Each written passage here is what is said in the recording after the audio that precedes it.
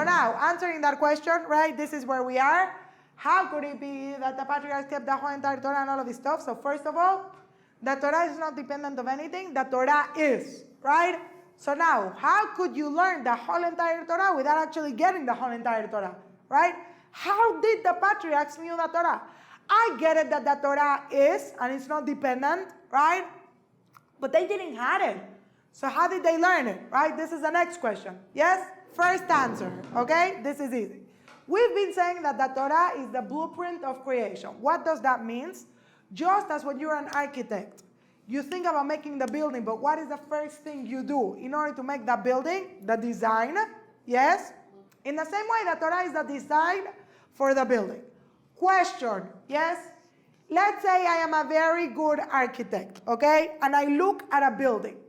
Would I be able to imagine in my head how the design looked like from looking at the building? Yes or no? Yes, because what is the building doing? Expressing what the design said. So this is really good. Reason number one, the Torah says, if God would have never given you the Torah, you would have been able to learn the whole entire Torah from nature, specifically from the animals. Why? Because what is nature teaching you? Nature is the expression of the Torah. Yes? That's what nature is.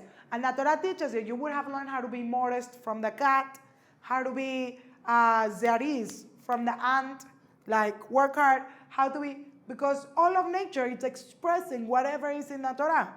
Because at the end of the day, the Torah is the Torah. It doesn't depend on what's going on in the world. By the way, just to prove that point I was telling you before, listen to a crazy halacha. Imagine you go on a boat or whatever on a plane, and bar minam lo aleinu, the plane crashes or the boat naufrago, castaway, whatever you want to call it, and suddenly you wake up, you're in the middle of an island, okay? Let's say. And you realize, you remember you're Jewish, and you have to keep Shabbat, okay? This is proving the other point, yeah? Let's say you don't know what day of the week it is.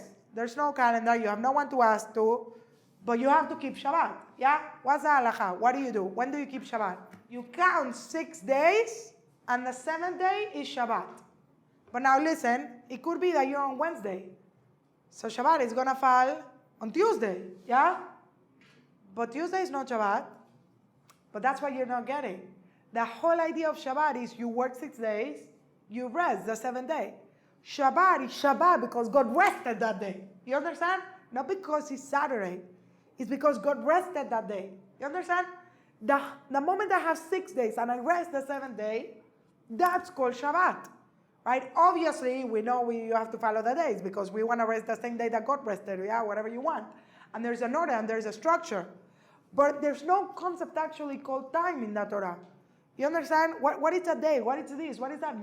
There's no time. Again, now pointing out to what I'm telling you right now, so you would be able to learn the whole entire Torah from the world, right?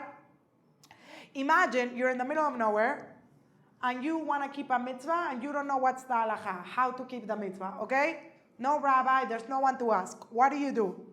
What does the Torah says you do? Listen to what you do.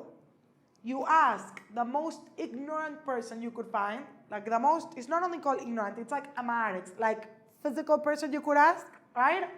And you do exactly the opposite of what he says. Why? Because the more physical you are, the more away you are from God. You understand? The opposite would be what is God. Because this world is expressing, right? So now, that's reason number one. Number two, how would we have learned the whole entire Torah? I'll give it to you on Sunday. Any questions till now?